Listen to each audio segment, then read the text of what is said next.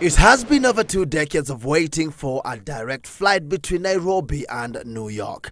But now it's official that the maiden commercial flight between the two destinations is scheduled for the 28th of October this year. Different fares. On Thursday, KQ started selling tickets for that inaugural flight, making it the first airline in East Africa to operate a long-haul, non-stop flight to the world's biggest economy. This is really the symbol of our comeback as the pride of Africa. Fare prices will vary depending on the time a flight is booked, with early birds benefiting from reduced costs. Flights will cost as low as 90,000 shillings. The ultra-long-haul flight will require 4 pilots and 12 flight attendants, as well as 85 tons of fuel either way, making it an exceptional operation for Kenya Airways.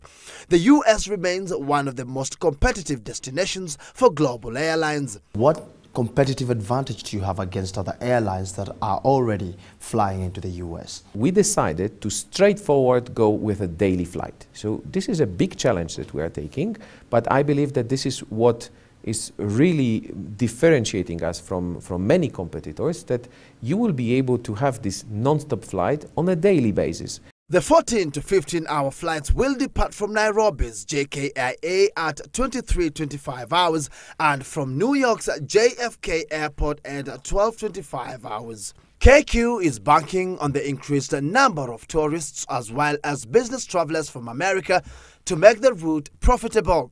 The US remains Kenya's biggest tourist source market. Close to 100,000 American tourists visited Kenya in the first 10 months of last year, reflecting a 16% rise from the previous year. The Kenya Tourist Board has lauded KQ's move, terming it a big win for the tourism sector.